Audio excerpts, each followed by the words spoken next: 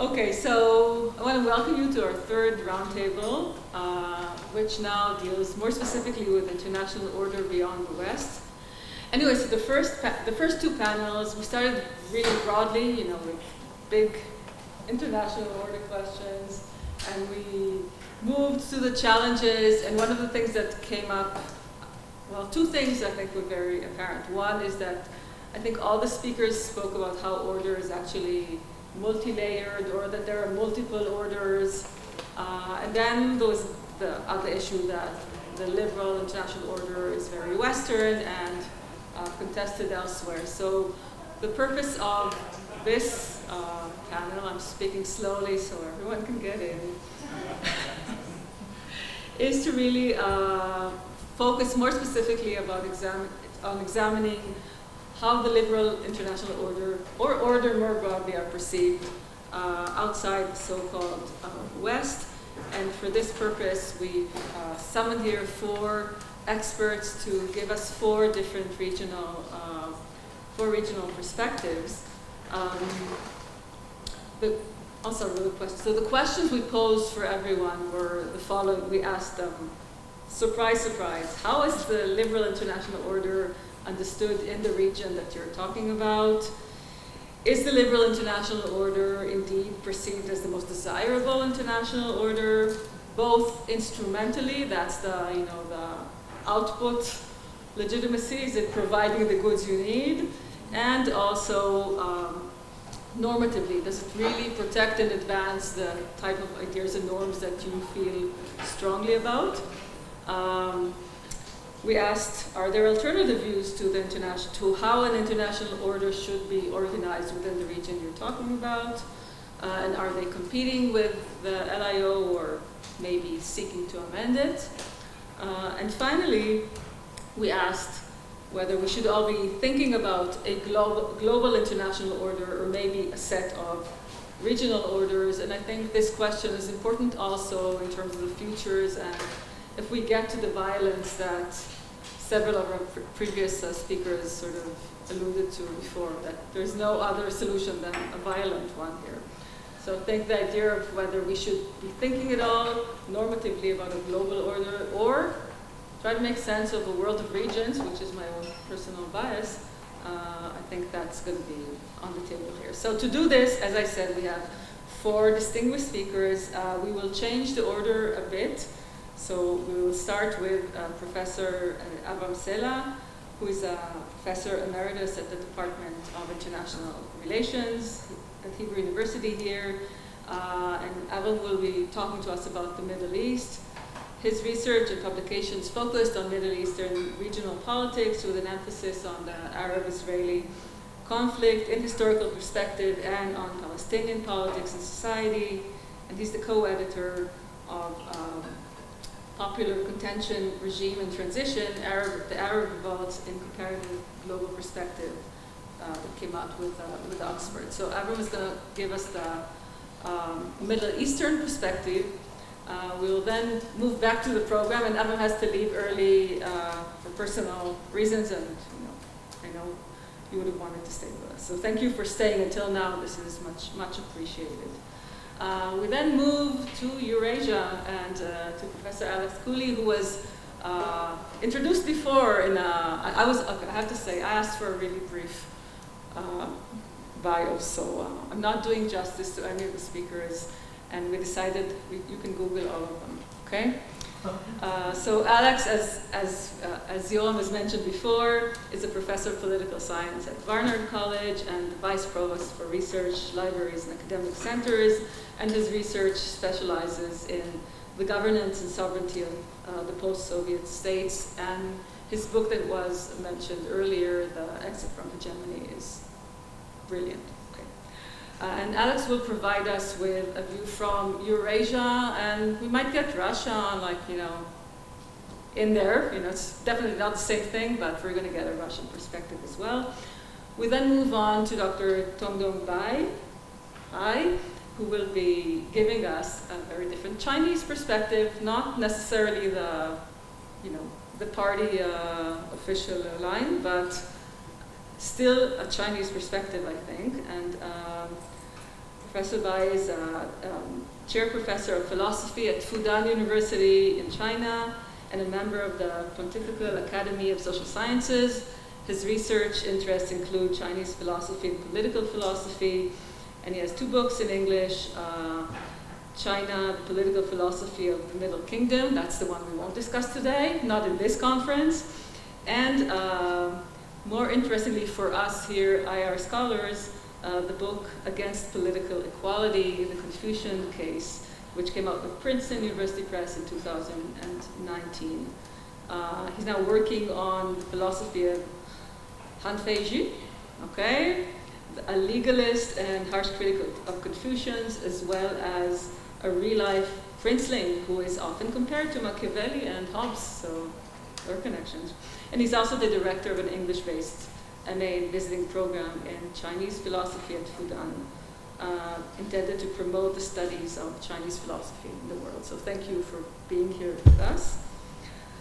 Finally, and I'll say last but not least, we're moving to Latin America, and we're very happy to have here Luis Rodriguez, who is a postdoctoral fellow at Stanford University's Center for International Security and Cooperation, and an incoming assistant professor of international security and law at George Mason University's Schar School of Policy and Government. Congratulations.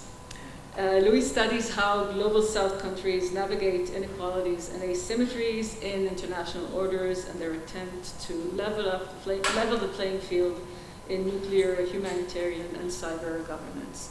So we decided to do this panel in a more traditional manner, so we're going to give each region up to 15 minutes, and then I'll do the signs, and we'll start with the Middle East. Thank you.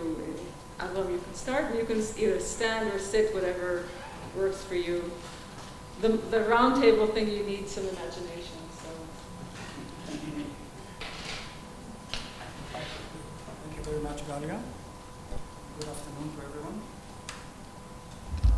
I'm actually going to juxtapose international order vis-a-vis international liberal order, and I think it's can be productive in terms of showing different responses of Middle Eastern societies and states to the 2 sorts of order. So let me start with what I feel most comfortable with, namely Middle East regional order, which had to be built and through many, many years of painful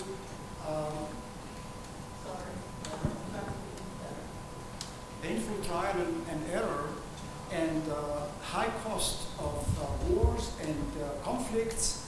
But eventually, sometime in the mid-70s and later on, scholars started to talk about order in the Middle East as opposed to the 50s and 60s of disorder. And when I say order, I mean that there was an instrumental agreement among especially the Arab states that the territorial integrity and independence of each state should be respected, and most important, the member states of the Arab League should not interfere with each other's domestic affairs or any affairs. Of course, it did not work according to these principles 100%, but I tried to explain how the regional order developed hand in hand with departuring from previous commitments to share values and objectives, namely, especially the Palestinian cause. If you look at the history of the last 30, 40 years, you see, without any doubt, that states are becoming more and more independent, looking for their best interest, with less and less interest in dealing with the common issues.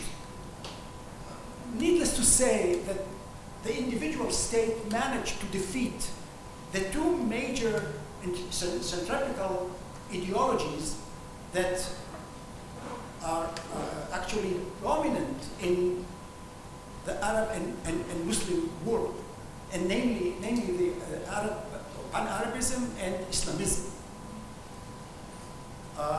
So this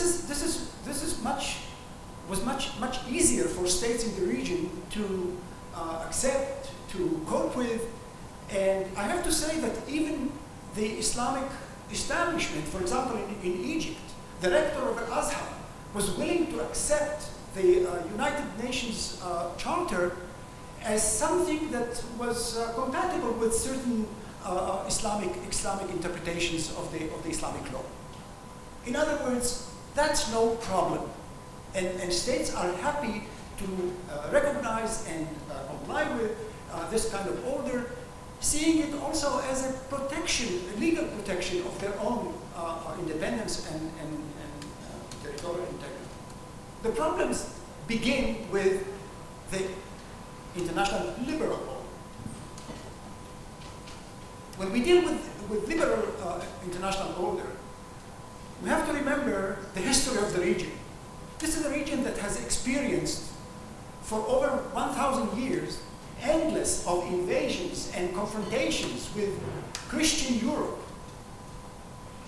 beginning with the Crusades and then all kinds of other occupations, colonialism, long period of colonialism, invasions, 1956, and most recently Afghanistan and Iraq.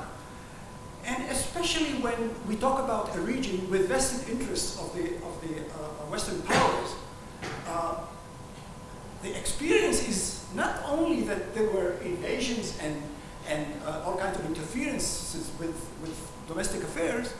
It is also connected with who are these Western powers, and when they are weighed by Middle Eastern societies and states, they always come with the baggage of being patrons or at least very close friends of Israel, itself a foreign entity implanted in the region from the viewpoint of the Arab and Islamic world in order to exploit the resources and subjugate the Middle Eastern countries to the Western needs and Western objectives.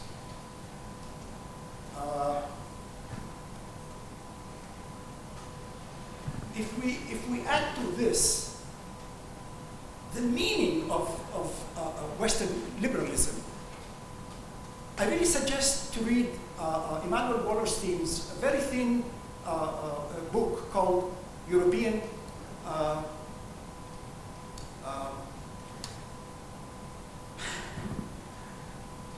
Universalism.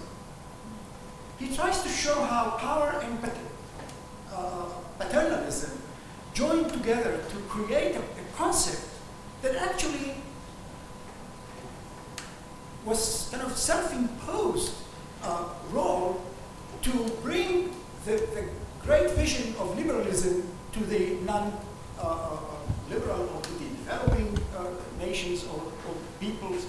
And he starts with the Spanish conquest of the Incas and ends with most recent concepts of imposing human rights and using even force in order to introduce these values to societies that have nothing to do with these values and concepts. And he ends up with what was mentioned earlier, the whole idea of international humanitarian intervention, which is entirely out of the concept of what the UN Charter stipulated. And of course some others would point to the big gap between the Charter on the one hand and all kinds of conventions that have been signed since the late 1940s with regard to human rights and so on and so forth. But he's very, very critical of this concept, and especially its implications, namely that it gave the legitimacy, or was used as a legitimizing argument to make it okay to intervene in other fields. When it comes to the Arab world, with all its collective memory of invasions and confrontations with the West, it has a special impact, in the sense that we are talking about peoples, regardless of their poverty, their sometimes very background, industrial or economic situation, they have a huge pride of who they are. The Egyptians can be very poor, but they consider themselves Dunya, which means the mother of the world. When we speak about Iran, we have to remember this is an empire of 3,000 years at least, or 3,500 years, and they have a huge pride of who they are. And here come those infidels and tell us that we have to be different. We have to change our relationship to women and to non-Muslims and to become democratic. Concepts and ideas that are pretty foreign to most of the people in this region. Of course, in every society you will find groups, NGOs, people who would be happy to receive any possible help from the Western world in order to promote those ideals or these visions. But they are a tiny minority. And again we see how, when it comes to the question of who you support, the regime, the masses, the small minority of intellectuals who support or who want very much some different order, you will find that these intellectuals, or this small minority, remains not only a minority, but nobody dares to stand by them. The cause, or the case of Saad Ibrahim, a professor at the Cairo University with an American citizenship, who was imprisoned by the regime on fake arguments, for fake grounds, showed that when it comes to these issues, and he was one of the leading open-minded people who dared to speak up, nobody stood by him and dared to support, even support him as a human being, let alone his ideas. I know the time is goes against me, but going back to the idea of the issue of international order, I want to say that even if it's not a written principle, even when you look at the behavior of revolutionary Iran during the first few years, when Iran was really in turmoil and in the utmost passion of promoting this revolution, Iran never challenged the regional order. It called for disposing certain regimes on grounds of illegitimacy or something like that, but they never challenged the regional order, the territorial integrity, or the independence of states. You could see how it came only when the Islamic State entered into the picture and started to actually blur the borders between Syria and Iraq, between Syria and Turkey, and so on and so forth. But definitely, the impact of the Arab uprisings, at least for the long term, showed how this order is fragile, is very weak. Because now we see Turkish forces in Syria, present in Syria, northern Syria, rebellions in Iraq, Iranian presence in Iraq, in Syria. So the subversion and the actually, practically speaking, denying the sanctity of state sovereignty returns to the days of the 1950s and early 60s when the Arab world was everybody against everybody else. The area where it's very, very well kept is between Israel and its neighbors, relatively speaking, between states. And this is because there are strong actors capable of maintaining and preserving this kind of order. When the states of Syria and Iraq, and I'm not mentioning Libya and Yemen, collapse, there's no one who can take care of these matters. Before I end, I have to say something that has been on my heart for a long time. I heard here enough critique of the liberal vision, liberal idealism, and what it entailed in terms of practices. But I want to say something that hasn't mentioned yet, and this is, in my view, the destructive impact on conflict and peace studies. Because when you look at the literature that has been published since the end of the Cold War, you find almost 90%, and I haven't weighed to the percent, but I've been dealing with this for a long time, and what I find is prescriptive literature which has very little connection with realities. There is very little historical research trying to learn from how people reacted to international humanitarian intervention, how masses or peoples or societies responded to their leadership signing an agreement and then went back home and found out that they are alone in that respect. So I won't go into all this. I wish I could stay and maybe participate in the discussion. But last thing that, following a question by Galia, I think that it would be much more realistic to look into the possibility, at least, of what Galia called layered order or global order.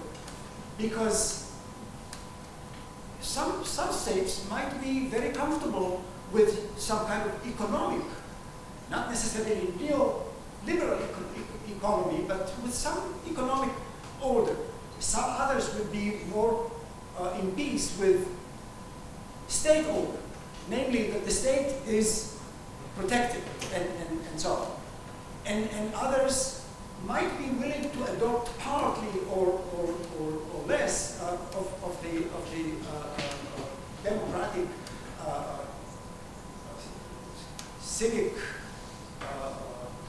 principles, human rights, individual rights, equality, and so on and so forth. Although I doubt that it can go that far when it comes to the Middle East.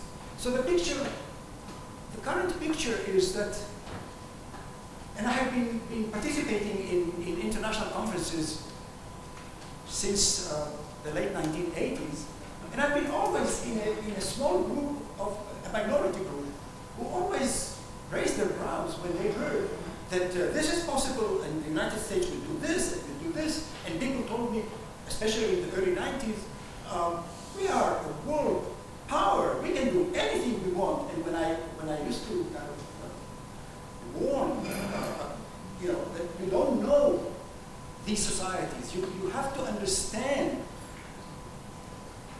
how to deal with such a complex.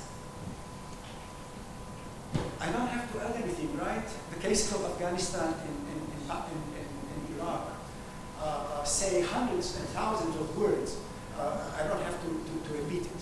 Think about the hundreds of billions of dollars invested in these countries. Think about the hundreds of thousands of casualties, and eventually they left without having any achievement in the end. So this is the great failure, in my view, of the liberal vision or liberal gospel, I should say. And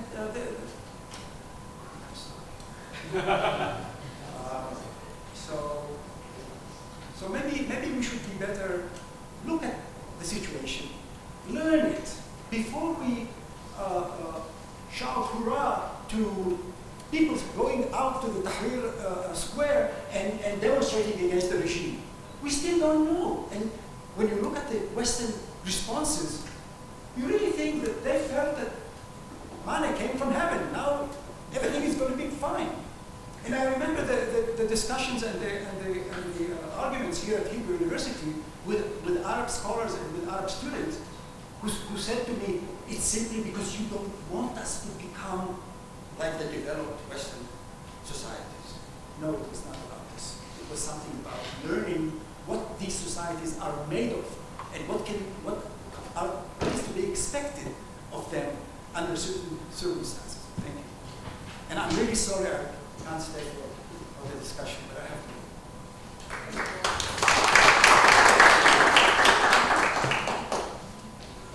I guess the 60th anniversary would be about regional studies. Maybe just two. Yes. Okay.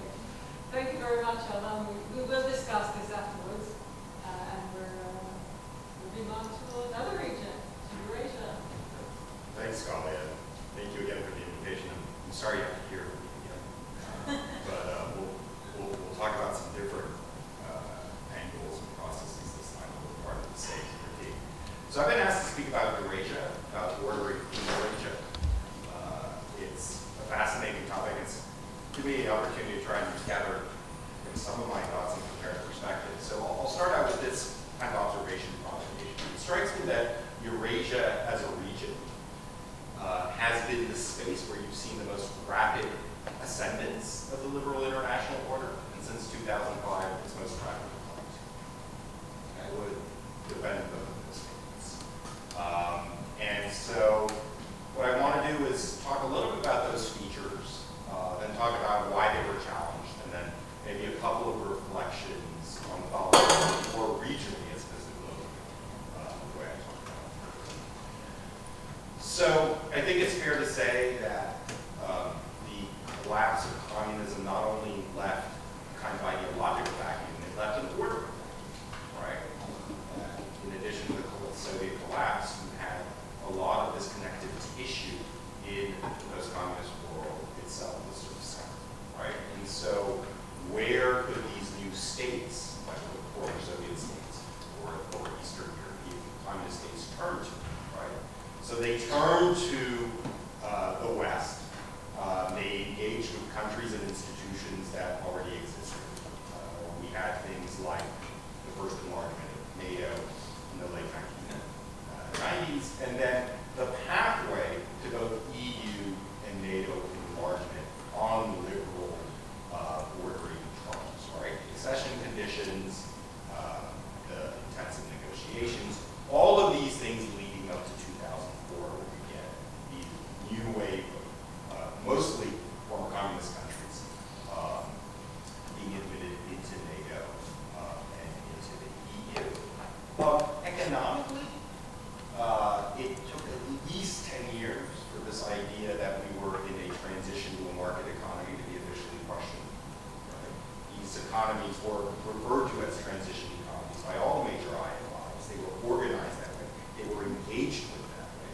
And in fact, the IFIs were the main source of emergency finance, development lending, and advice in the region, whether you were Kyrgyzstan or whether you were the Czech Republic. And so, in fact, there were bilateral donors in the region at the time, but they too were part of the liberal democratic ordering cartel. So the largest sender of ODA in Central Asia in the 1990s was actually Japan.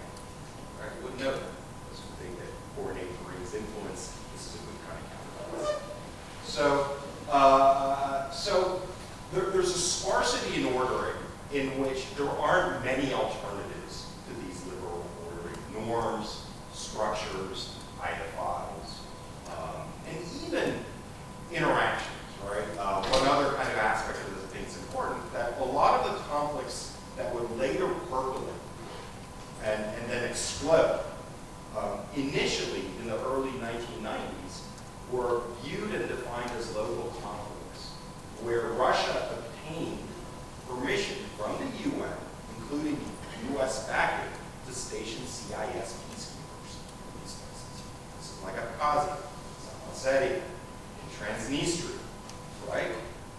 It's not true that these were just sort of occupied by Russia. Actually, Russia gave authorization. So for instance, the UNAMIG mission in Abkhazia was a trade-off with the US. So the US wanted Russian approval for authorization for the Haiti mission, and in exchange it gave its approval to have this weapon. The OSCE Minsk group was viewed to be the working group in the Nagorno-Karabakh, right, in the Caucasus, right? So there's a sparsity order, but the institutions that are there are interfacing, right, with the liberal democratic order. I would say the peak of this is 2004, 2005, right? On the one hand, because we get finally the expansion of EU and NATO, right, for Baltic states getting into NATO. That's one reason. Second reason is we have the U.S. military and its allies engaged in operations in Central Asia, right, which includes basing arrangements in Uzbekistan and Kyrgyzstan, as well as securing voter flag rights, and a lot of security assistance and cooperation going on with these post-Soviet sources of nation states. But the mid-2000s is where we start getting a real significant turn, right? Number one, Professor Miller mentioned this earlier on, color revolutions. Right? This is something we can't underestimate the impact. Why? Because it completely reframes what's considered to be a democratizing, liberal westernizing agenda into not just one that's a nuisance, not just one that's an annoyance, into a security. Right? That's the gravity of the change that happens. Right? NGOs, election monitors, democracy advocates, right? They're all recoded as being potential security threats. Why? Because on election day, there's a playbook whereby an election is not declared not free and fair, which triggers street protests, which brings down regimes that happen to be relatively friendly to Moscow, in favor of ones that are relatively favorable. Right? This happens in Georgia in 2003, Ukraine 2004, Kyrgyzstan 2000. Right? So this conceptual move to regime threat is incredibly important. Now, Russia takes full advantage of this, and it doubles down on its support for regimes and its opposition to liberal democracy in the region. Why wouldn't you prepare political democracy? Right? It starts talking about the destabilizing effects of the West. It starts openly opposing the U.S. military presence. It also is looking at some of the new documents and doctrines that are coming out of an enlarged NATO, like the creation of the group of Friends of Georgia. In general, I don't believe the NATO expansion argument, with the caveat that 2004 endogenously changed NATO. Yeah, the entrance of new countries in NATO actually made them more concerned with Russia as a threat as opposed to the focus on out-of-area operations, right? Friends of Georgia. So you have that. You have a financial crisis, right, that hits the region particularly hard. And this is where you start seeing alternative providers of emergency goods, public goods, club goods come in. Russia would like to play this role, but it also is undergoing its economic pain at the moment. It tries to provide some emergency assistance to Kyrgyzstan, to Belarus, and so forth, in exchange for it wanted the Kyrgyz to kick the U.S. out of its Minar space. It wanted Belarus to recognize Abkhazia. It doesn't get it. But the real economic player is China, as a result of the financial crisis. In the year 2000, China did $1 billion worth of total trade with all the Central Asian states. In the year 2000, not 1990. 10 years later, that had gone up 50 times. And these are just like official reported trade statistics, right? So this is the decade of China's growth. Loans for energy deals, infrastructure, everything that China pioneered or sort of announced in the Belt and Road Initiative it had done in Eurasia in the 2000s. Right? So we start seeing the geoeconomic trends.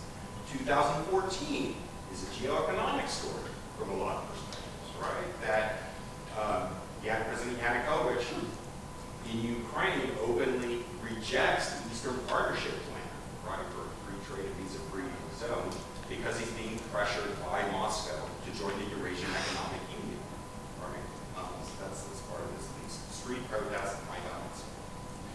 We also, in the 2000s, get what I call mimetic ordering starting to happen, right? So Russia now views itself as a great power. Right? It views, it is pushing for a multipolar system. By the way, the Russians for 20 years now, right, have been talking about the democratization of the order, how the order itself is unfair, it's hierarchical, it's very selective in its norms, promotes double standards, right? All of these criticisms have been around for a while. And it views its own hegemony, leadership, whatever word you want to use, in the post-Soviet space, as premised upon leading these liberal ordering-like lookalikes, right? So what does that mean? Right, the EU wants the Eastern Partnership. Russia formalizes the Eurasian Economic Union, right? That's actually modeled on supranational institutions. It's a little quirky, but it is, on the EU. NATO, well, Russia has the CSTO, right, that it founds in the early 2000s, right? It also has a security agreement and a treaty commitment. So you start getting this kind of mimetic ordering. Why? Because in some ways, well, we can do those things too. If that's the nature of sort of the ecosystem, we can provide it. The other thing that starts to happen is then this conflation of local conflicts, Siberian conflicts, in places I mentioned earlier, with the geopolitical question, right? So Abkhazia was not a Russian priority in any way. They actually enforced the blockade. They really was very low on their list of priorities until a very pro-U.S. regime comes to power through the Color Revolution and starts talking about unifying Georgia, right? And actually they go after Acharya, they get a warlord settled. And so, again, Kosovo in 2008, and this unilateral declaration of independence, and what's our justification for doing Kosovo? We say, well, because we said so, right? It's an exception, right? Doesn't set a standard, right? This infuriates people. And then we have the NATO Bucharest Declaration of 2008, right? Where this is one of the most unfortunate diplomatic episodes of recent history. You have an administration that was desperate to throw a vote in Georgia, especially Georgia. Ukraine is involved. Especially about Georgia, because they have been so supportive in the Iraq war, right? They had sent troops to Iraq. Saakashvili had been very pro-U.S., very pro the democracy agenda. And of course, Germany, France, Italy want nothing to do with opening a map for Georgia. And so the last minute, the morning of, American side says, hey, okay, but can we just come up with a generic statement saying that these countries will become part of NATO at some point? And they go along with it.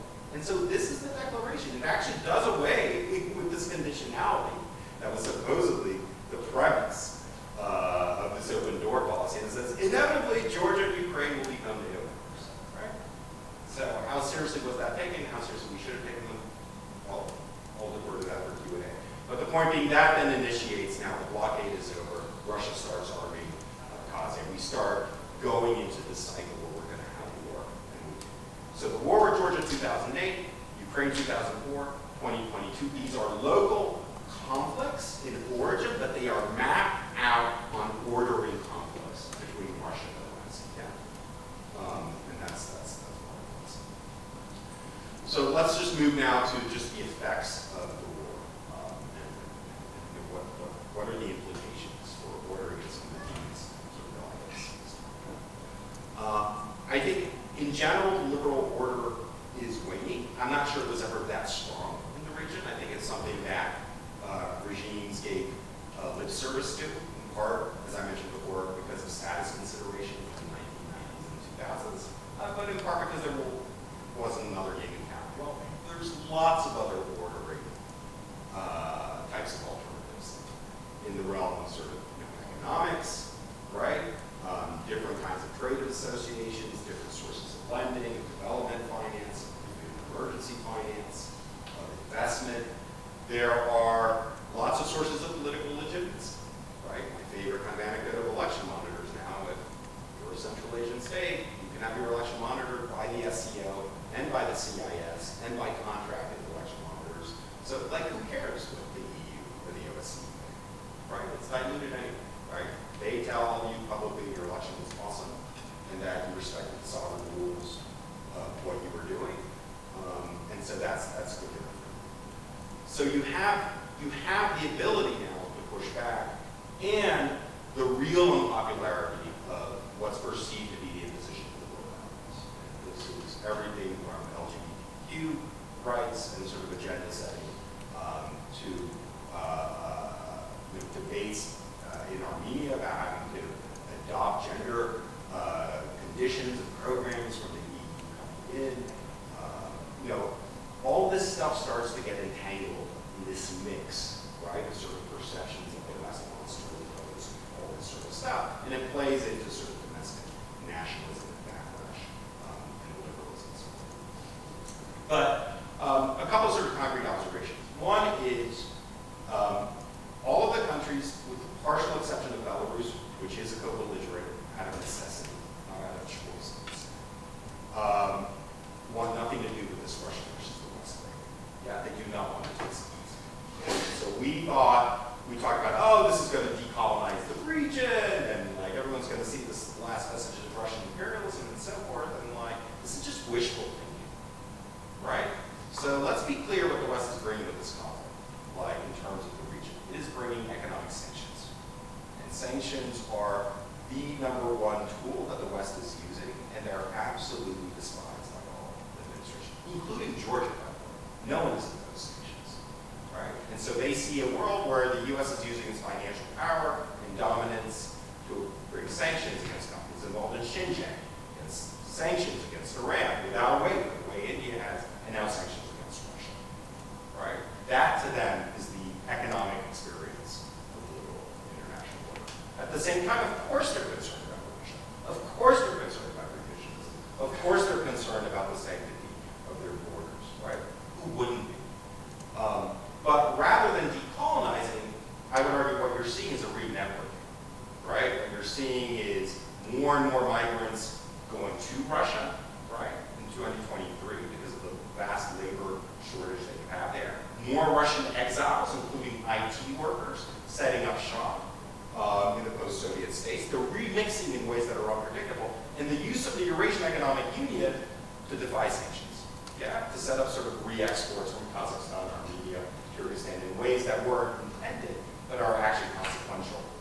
And yes, we can threaten Kazakhstan with secondary sanctions all we want, but are we really going to force it to choose between the Russian market and the Western market? We're not going to like that choice, right? So that's the trend that you're sort of seeing there, like a re-networking of the region as opposed to re-centering. And very final point I'll make, my time is up, is on this Russia-China. This is really talked about a lot by our times. So could Russia be brought in against China? How substantive is this Russian-Chinese relationship that's on front? And I've actually come around on this. I think it is substantial, and I think it's enduring. I think the glue that keeps it together is opposition to the LA. Right? It's a real thing, this opposition to LA. We sometimes treat it, I don't want to try to sort of put labels on it, but I would say those of somehow like insecurity studies of a realist orientation would say, hey, it might be possible to drive a wedge through them.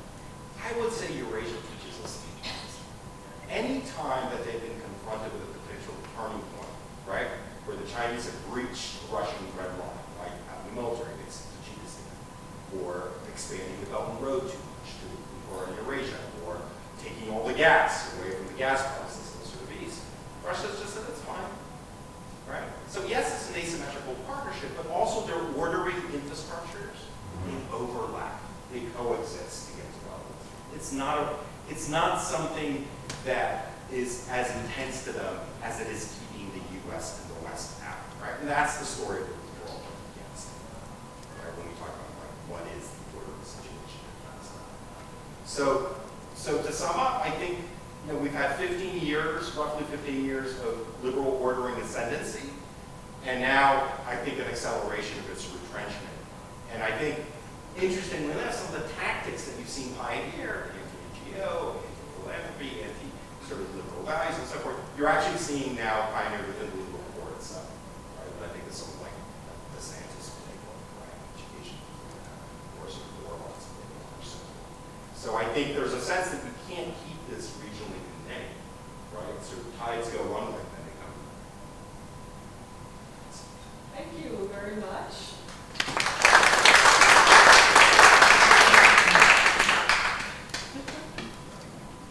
So now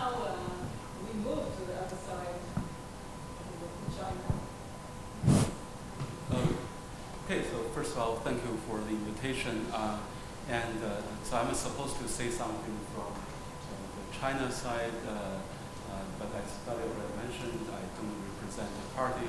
I'm not even the party member, and I'm very happy about that. Also, I have to say, I already mentioned that I'm a political philosopher, so I'm not even good at telling you what's on the ground. A philosopher is good at imagining things, right? Imagining how the world should be like. So that's what I'm going to talk about. And so just a little bit background. That I mentioned the book I published with a very politically attractive title, Against Political Equality. I think a driving idea in that book is that, as already mentioned in my question in the morning, I think when we talk about liberal order, actually we often imply liberal democratic order.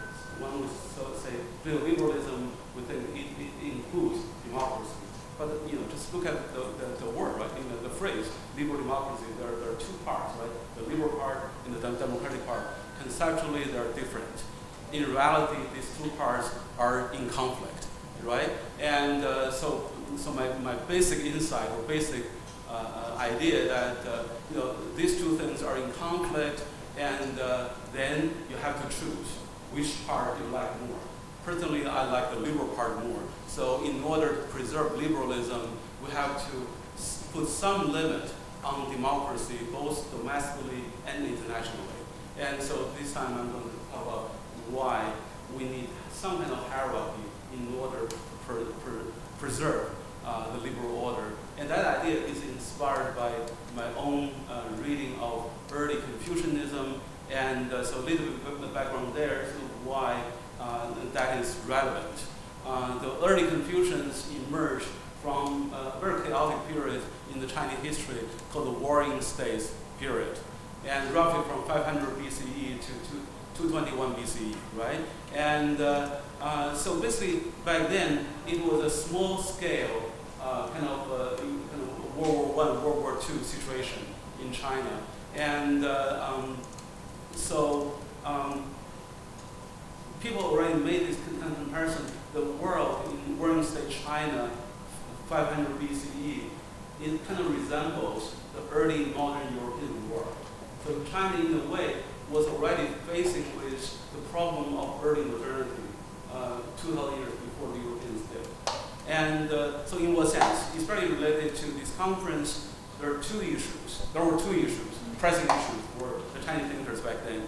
First of all, what emerged was a very large, populous, well-connected, and politically nice, so with kind of equality, right? Now, mobility collapsed. So now people were born to be equal. So now we have this, relatively equal, large, populous, well-connected society. And so how to bond such a society together as a state? And also, there were a few states, right? How to deal with state-state relations, international relations. And so on this issue, right, some kind of bond within this of societal strangers and also international relations. In my view, actually, there are four answers we human beings have offered so far. The dominant answer today is nation state. Actually, we came from Europe, right? And so even China today, actually, instead of the governmental power, the model they follow is really the Western model of nation state. And I think that is the reason people are worried about the rise of China. China keeps saying we're going to rise peacefully, but if you look at the history of any rising nation state, no nation state rises peacefully. It's in the logic of nation state, right? And also we see the problem of global order, liberal order, and I think it's also rooted in a nation state, right? The global order now is driven by nation states, but nation states by definition are going to do whatever it takes to protect their own self-interest. So nation state is fundamentally against any globalization. When globalization doesn't harm national interest too much, then it's fine. Now when there's a rise in China, America on the kind of apparently losing side, then globalization is in trouble. So that's one model to deal with identity and international relation. The other, another model is kind of a Marxist communist model, right? All workers unite. So somehow we belong to the same class. We have the same identity. So that's kind of another way of addressing this issue. The third way is what I understand, kind of military and law-based unity. The Roman Empire, in the Chinese tradition, that's the thing that I'm studying now, this called legalist tradition. So basically, law, military-based identity. So no nationalism, no Marxism, no ideology, just rewards and punishments, law and order. And today we have a more benign version of it, sort of constitutional patriotism, right? So can be combined by some kind of constitution identity. Finally, that's the thing I'm going to talk about, the Confucian order, right? Inspired by early Confucianism, I call it Confucian 天下 order. 天下 literally means all under heaven.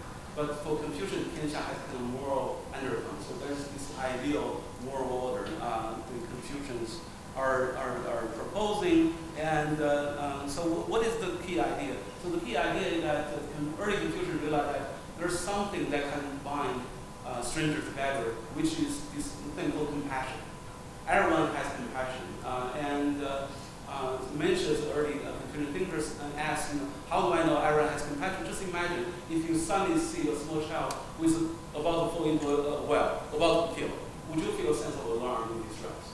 Right? He said, of course, everyone would feel that way.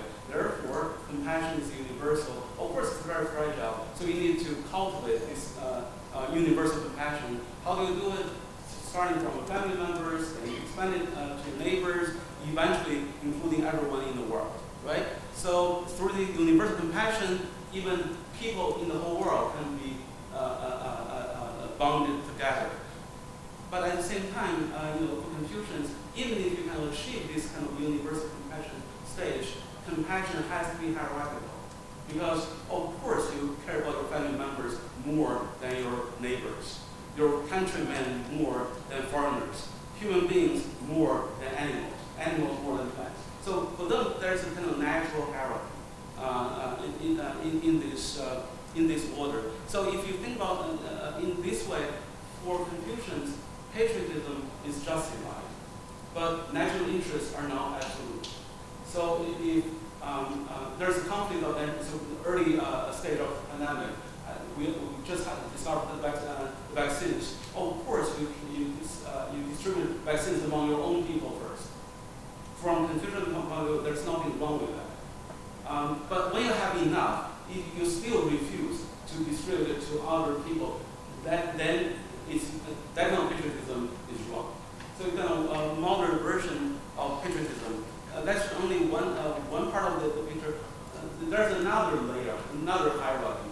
Early Confucian classic basically said that we should give preferential treatment to one's own state first over other states, right?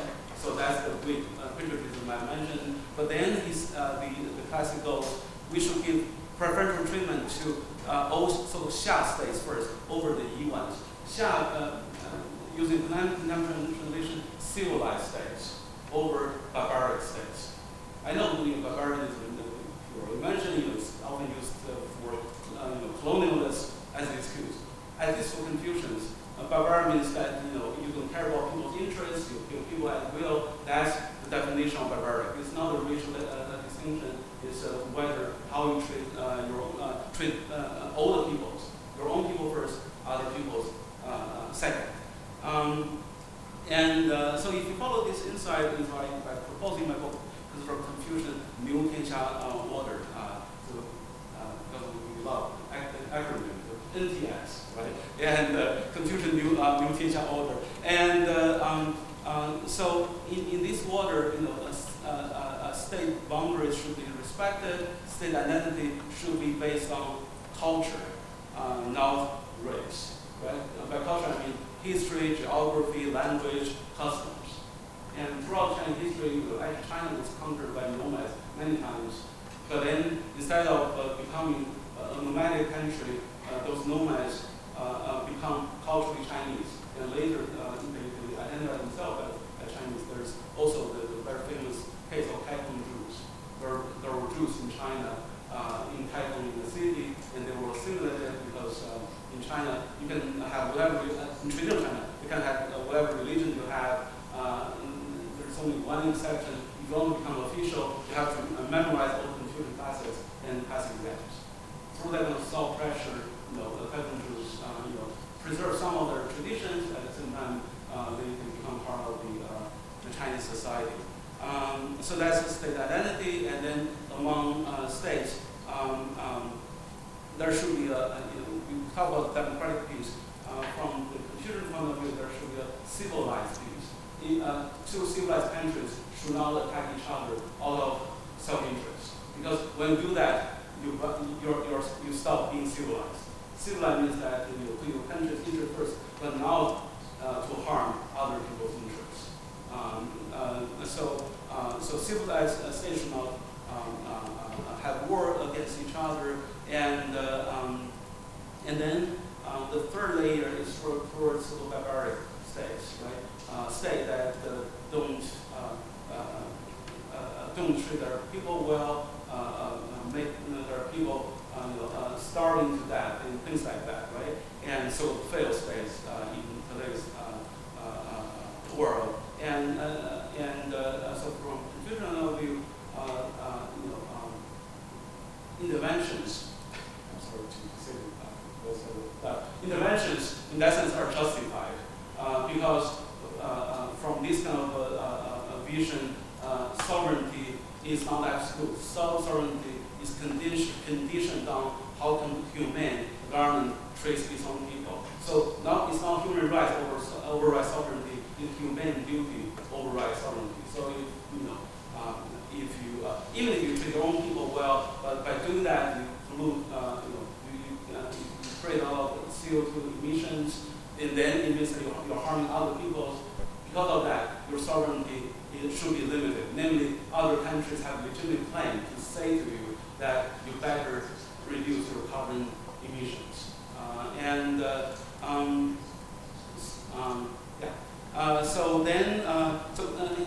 How does this model compare with other models, right? I think the nation-state model, we are a city problem, right? On one hand, actually, it can be very good to its own people. A lot of nation-states are very liberal to their own people, but can be very bad. One example is the king of Belgium, Leonard, right? He was very good to the Belgians, but he was also the perpetrator of a lot of atrocities in Africa. It looks strange, but that's perfectly fine from a nation-state logic. So I think that's probably the nation-state. It's very exclusive. It's very aggressive to other states. Then about the typical liberal cosmopolitan models, right? So I divide them into two kind of what's called thin identity models. For example, constitutional patriotism or constitutional kind of identity. So the good thing about this is very inclusive. As long as you plead allegiance to the Constitution, you're one of us. So it's it can expand very quickly, can include everyone very easily. The problem is that the identity is just too thin to hold a large country together for too long. And on top of that, there's this new problem. A lot of progressives, on one hand, they are against this sort of any kind of state identity. On the other hand, they promote sub-state identities, small group identities. When you don't promote a state identity but have a lot of sub-state identities, I think that's a recipe for division and trouble. And one last thing, also I call this sort of very radical cosmopolitan no identity model, right? So all people should be treated the same. There should be kind of like a human rights override everything. I think the problem with this model is that it's too good to be true.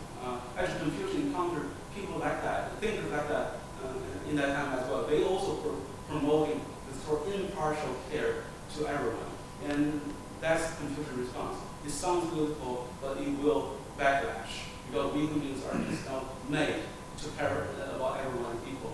And an example would be the Chancellor Merkel's opening borders to the refugees. Verbally intentioned, but then there's prevailing backlash. And one last thing, the famous slogan from Communist Manifesto, "All workers unite." But when World War I happened, it turns out all workers were fighting against each other for their own nation states, right? So I think that's the problem with them. Also, between the selfish nation state model and overly idealistic cosmopolitan model, I think this consumer model might be able to strike a middle ground. So it's using the late John Rawls' term, it's kind of realistic utopia that Confucian can contribute to the work. Thank you.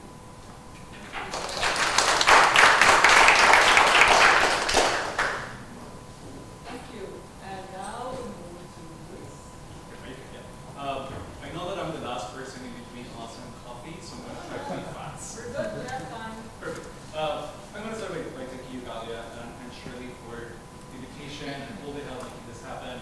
I was very pleasantly surprised to see that in a conference about international order, we're paying attention not just to what the US and the West wants, or what Russia and China are doing as rising powers, but also to what other regions think about this. So thank you for including this perspective. And we might expect that countries that have faced illiberal, unilateral, and disorderly behavior by great powers would be the first ones to reject the idea of an international order, especially one that is described as liberal. And because of this kind of behavior, historians, political scientists, and analysts of US-Latin American relations haven't interacted that much with the literature on the international order. And instead, this kind of scholars have focused more on the projection of military, economic, and cultural power in Latin America, and how the region reacts to that projection. Now, and perhaps surprisingly, states and social actors, political movements in Latin America have not rejected the idea of the international order, even the liberal descriptor, as just a kind of fig leaf for imperial power. Rather, Latin American leaders, elites, and even scholars and academics recognize that the order promotes what Max Weber would call a social closure. Meaning, for this kind of actors and states, the order is a structure that helps the West monopolize socially valued resources that at the end will also kind of entrench the advantages of the West. And in this context, what Latin American states have for a long, long time tried to do is to reform and even strengthen these institutions of the order in order to challenge that social closure from within. And given this kind of context, in most, like the past 5 years, a lot of the scholars of Latin American international politics have engaged with the literature of the international order to try to understand what is a more traditional way, Latin American way of approaching with this structure. And today, I will present what I see as Latin America's two traditional diplomatic approaches to the international order.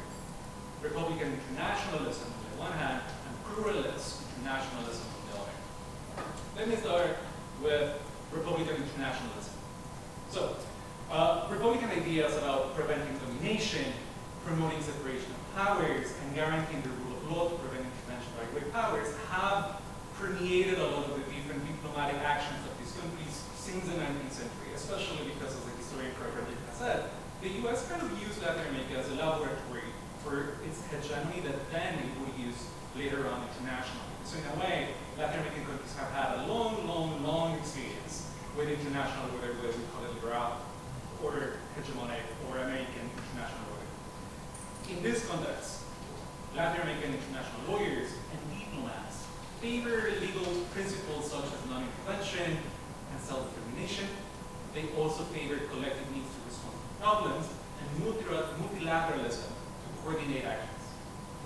In this tradition, in the Republican internationalist tradition, this kind of countries support the liberal international order if it restrains great powers, including the hegemony. And they will condemn abuses of power and misuses of international law and norms, even if it comes from the hegemony. So the countries that follow Republican internationalism, they will mostly seek to to adapt the LIO, the liberal international order, to limit power better. But at the same time, they will promote more equitable and just values and principles guiding the liberal international order. I think that Daniel in the last panel made the joke that in Spanish, LIO, Leo means mess. And in Mexican Spanish, Leo means much more like a hustle, or like a portable, or like a small fight. And this is what these countries are doing with Republican internationalism and the Leo and the LIO. They are giving a fight internally from within in order to modify it a little bit, even if it's little by little. So that is Republican internationalism. Let me now move to pluralist internationalism. Some Latin American states use multilateralism and international law to defend the plurality of values in international society and to protect diverse political regimes. And countries relying on this tradition argue that there are inequalities in the liberal international order favoring the West and the Western way of living. And they point out to moments when Western countries and actors have abused international law with minor or no consequences. And they also disapprove of the bias application and enforcement of rules against non-Western states. They also disapprove the selective attention to comments in some developing countries, and they also disapprove the expansion of Western projects. So this tradition, when it comes to reforming the LIO, to giving a fight to the LIO, seeks to adapt it to prevent abuses of power, but also to better accept alternative ways of living and even alternative ordering projects favoring non-Western leadership. And these two traditions are not incompatible. And it's not like one country, one state, one president is going to adapt to just one way of engaging with the international order. These two traditions favor multilateral responses, restraining power and preventing abuses. And Latin American actors have basically since the 19th century sought to hold the architects of the international order, whether it was just hegemon in the Latin American hemisphere, in the American hemisphere, or Western actors in the LIO, to their own promises, and to basically the same kind of laws, rules, and processes that the LIO is supposed to hold every actor in international society.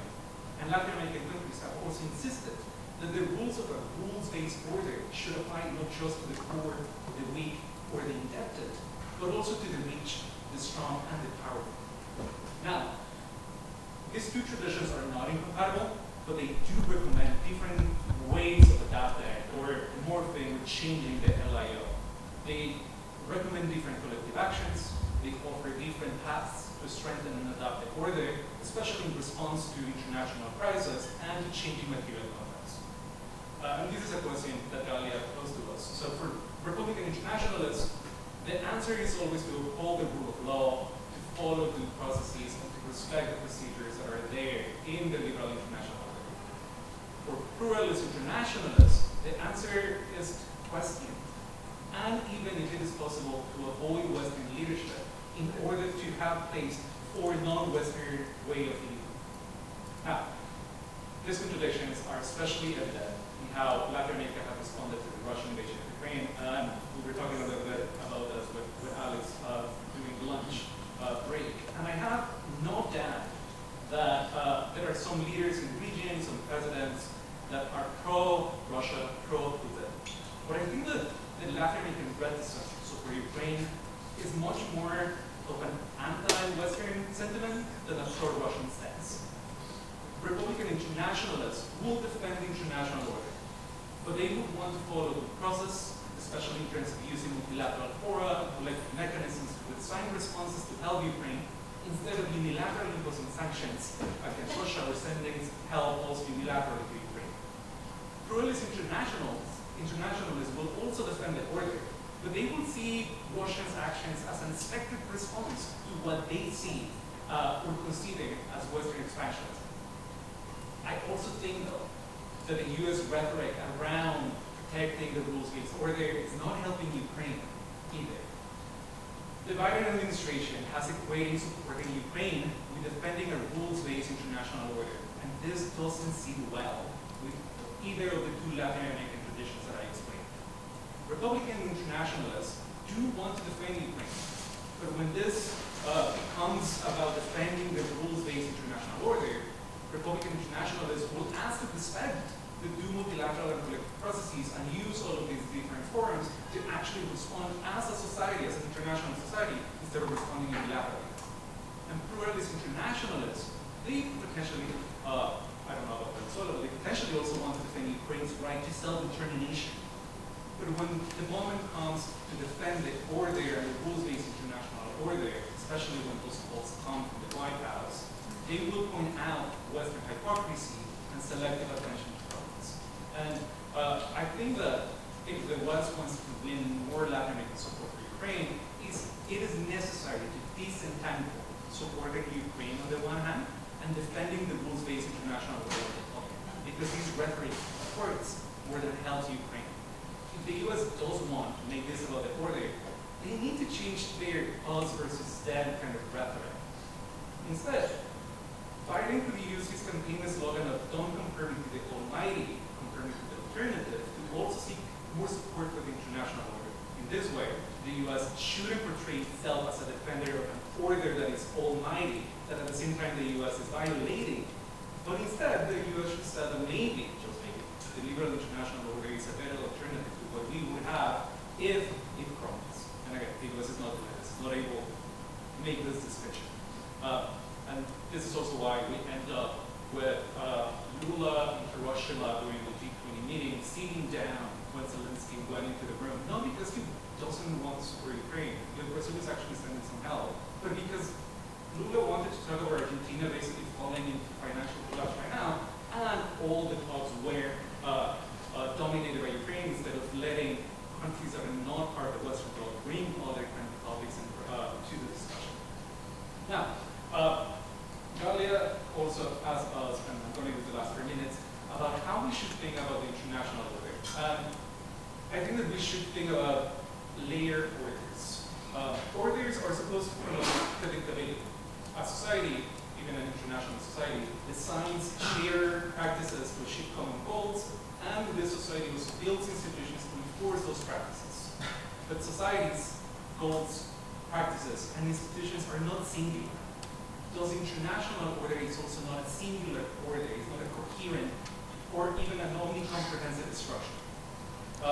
In the memo that I sent, I recovered the historian David Holloway's metaphor to talk about the global nuclear order, where he says that the global nuclear order is kind of a series of transparencies that professors use when they do presentations.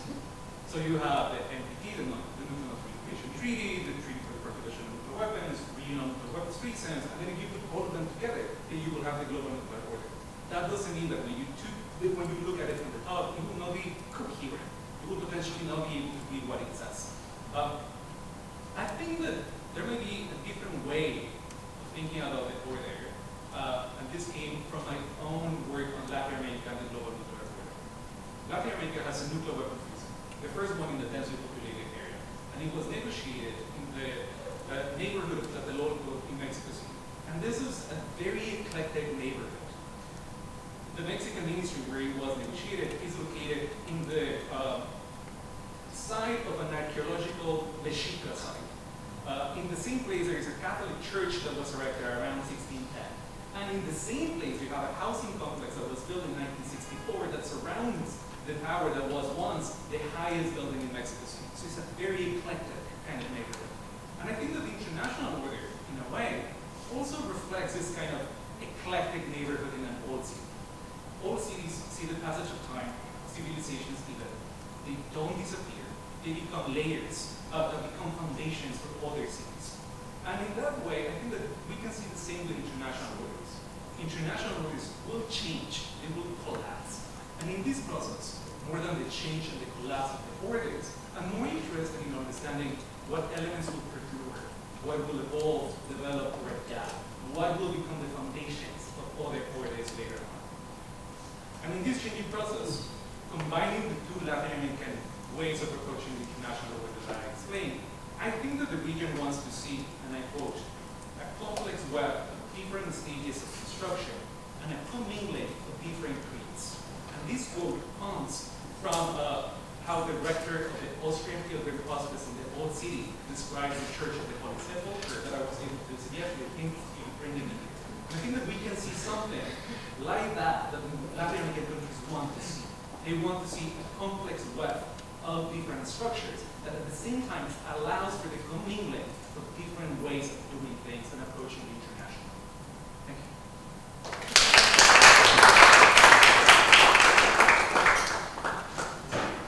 Okay, we actually do have time for 30 seconds. discussion. Thank you. Yeah, no. I have to say about the other regions that I'm frustrated that we didn't get to have Africa person, and maybe Swati can say something about Africa because I know you work on that a bit. More than me. And if we had 3 days, we would have, I think we needed Europe.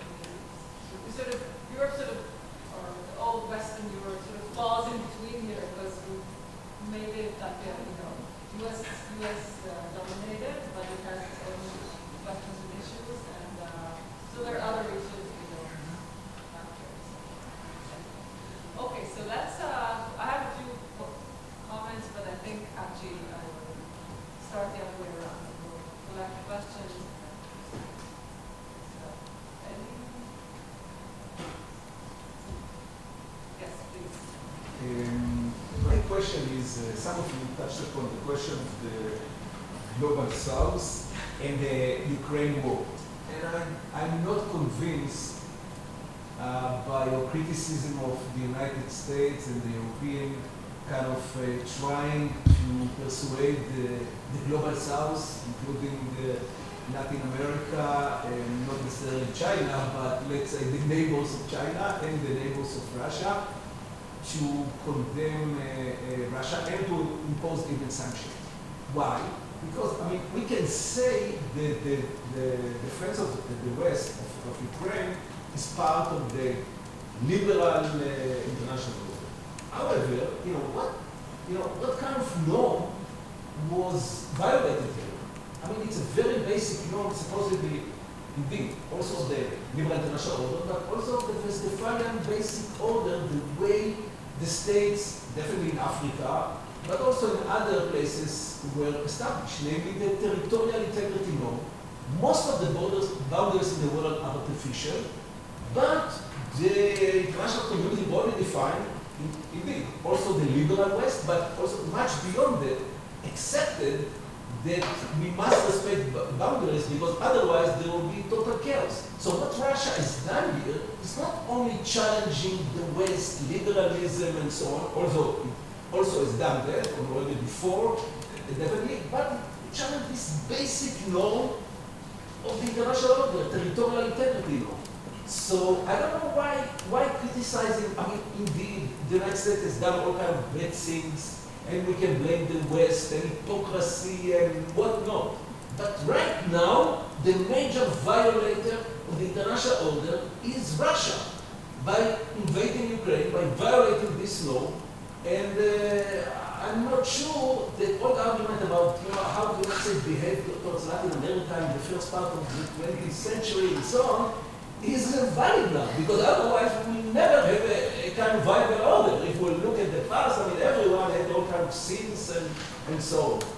So I'm not sure about the logic of why not join the sanction, apart from really material incentive and factors, because you get, not necessarily, all kinds of states, including Brazil, all kinds of cheap goods from Russia. India is getting weapons from, and that's the reason. Now, and then they obviously can justify it by saying they are getting cheap. So they say, okay, the United States, hypocrisy, invaded Iraq 20 years ago, even though it was completely different, for better or worse, than the invasion of Ukraine, and so on, and all this rhetoric. So, I would like to hear a good, reasonable explanation why the Global South doesn't join the West in condemning and even imposing sanctions on Russia, despite the cost. Thank you. Alfred, I think we'll collect questions and then we'll move around as a representative of the Global South. I want to make a a comment in the private session, in the previous session, which meshes with what you have been saying. I took down a sentence by Michael Barnett saying that things are falling apart, and he was referring clearly to the LIO, to the Liberal International Order. If not, you wouldn't say that sentence.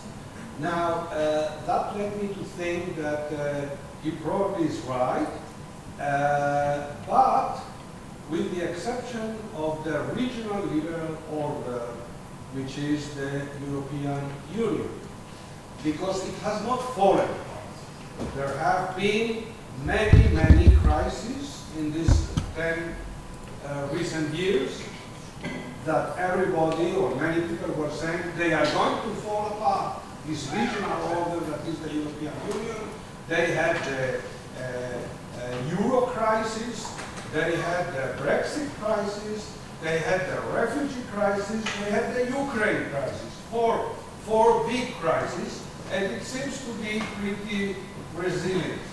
Now, that goes, I wanted to link that with what at some stage Benny Miller said. What is the alternative? He was saying, what is the alternative to the ILO? To the LIO?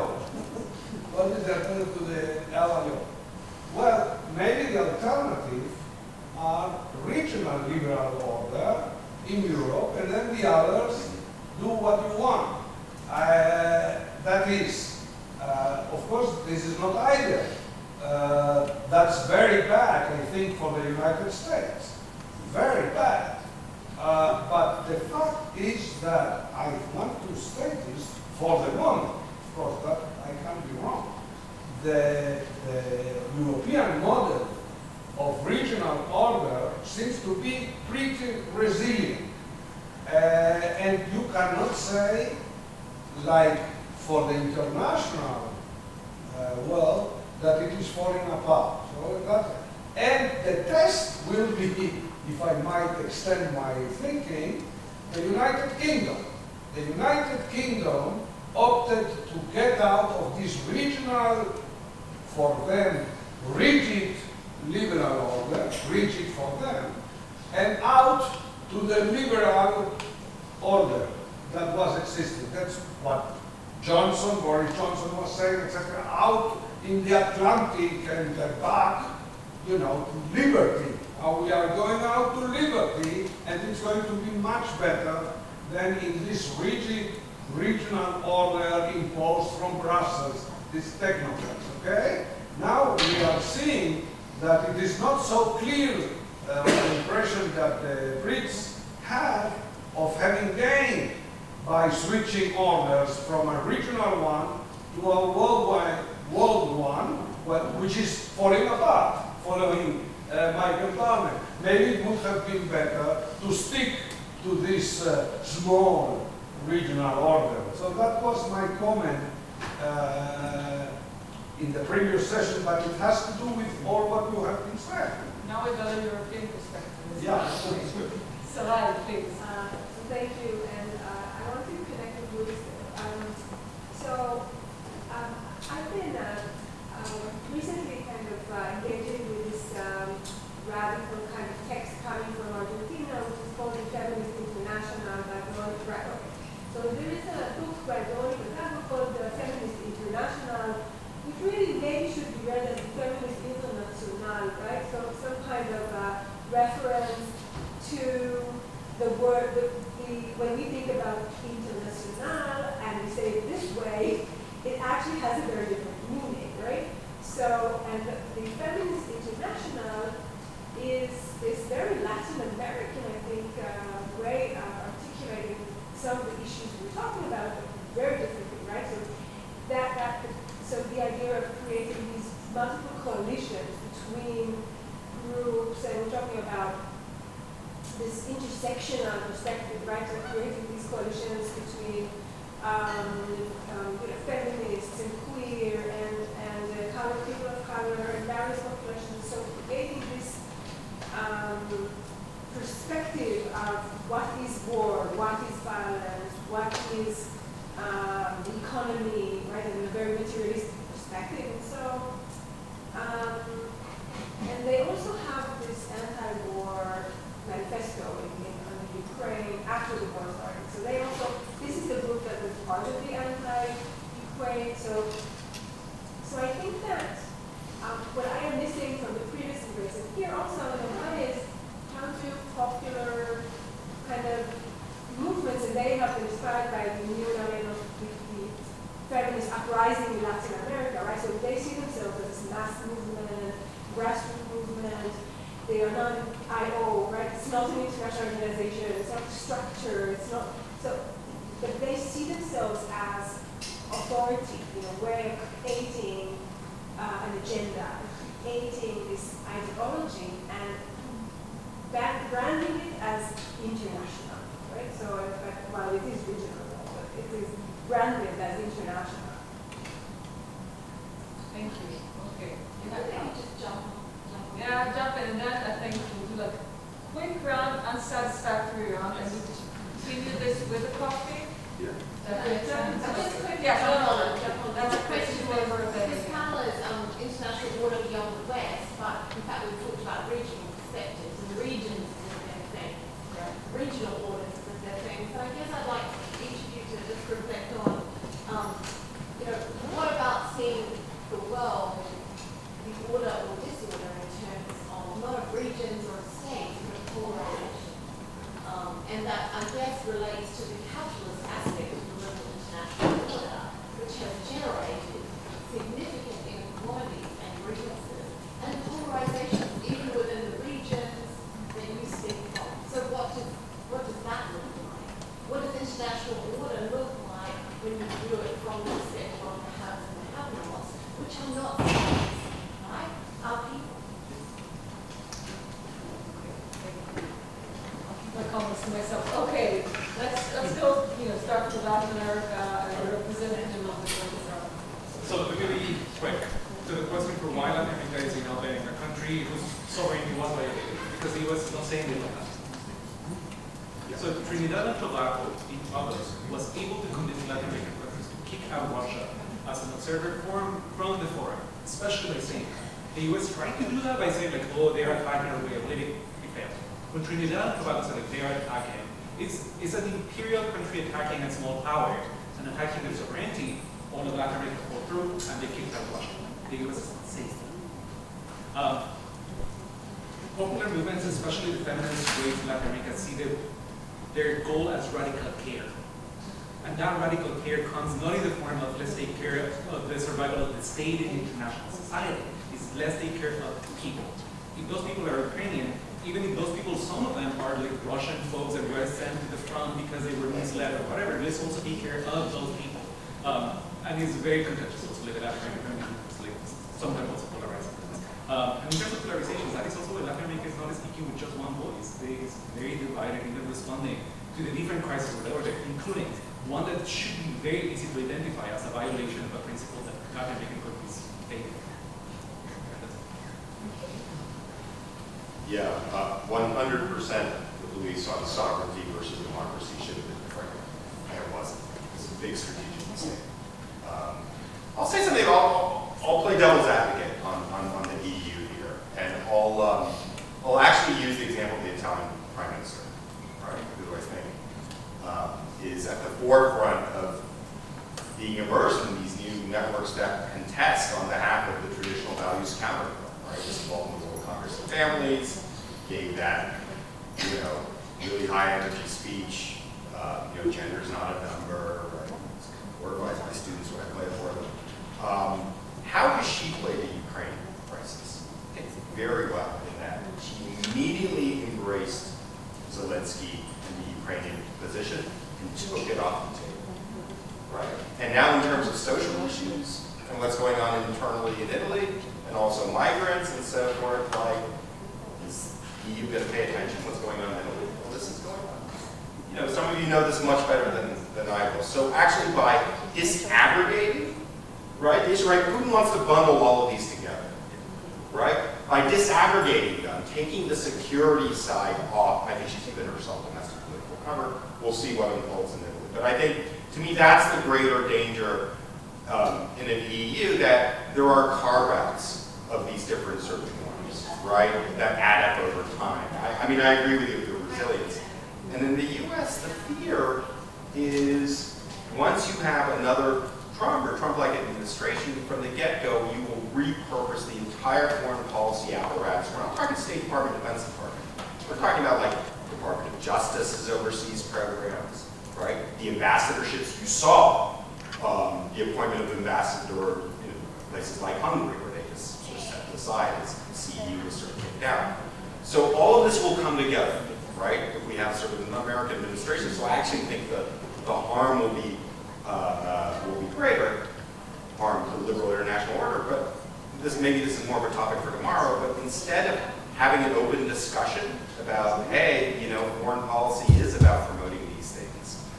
In the U.S., we're burying this and trying to have coalitions come together on great power competition against China, right? And that's what's bringing the left and the right together, and we're just ignoring the real element of the room, which is just a fundamental debate about what's the nature of our own society, of our own values, and so forth, and how we project that in foreign policy. Maybe just a comment on the last question about the polarization. At the underlying is the economic inequality, right? And so just go back to this from a domestic proposal. I think the underlying problem that it's very people in the West are obsessed with the idea of equality. They think equality is the goal and also solution of all the problems. But I think the confusion inside is that we human beings are fundamentally unequal. We want to become better than others. Then we have to channel this in a way that benefits the most disadvantaged the most. So let's call give certain people more responsibility, more title in exchange to have to protect the disadvantaged. So I call it sort of using again John Rawls' idea, sort of political difference principle, right? He has he's egalitarian. He has difference principle, right? Economic inequality can be tolerated if the most disadvantaged benefit most from this arrangement. So then maybe we can expand this a little bit, give more say to those who are more compassionate and more knowledgeable in exchange. And their status, their higher political status can be justified only by the service they offer to the people. And another thing I'd like to say about this idea, the invasion of Ukraine is just violating any order. But I mean, I think when Americans, if Americans are using this rhetoric, so what about the invasion of Iraq, right? That's a violation of an order. I think that's actually, despite of my own defense of some kind of a confusion humanist in the intervention, actually I've been sympathetic to what said.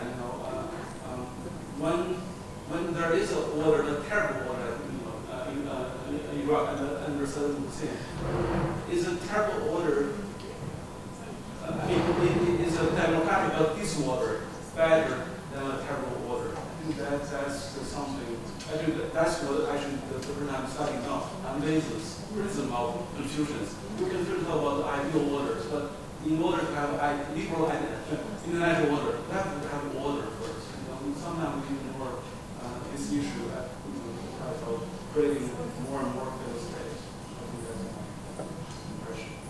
Thank you very much. I think that was an important point to end on, the assumption that we have order and we can just pick and choose how liberal or democratic it's going to be. So we're still at the best place than some places. Okay, thank you very much for this interesting panel. We have 18 minutes, which is not bad.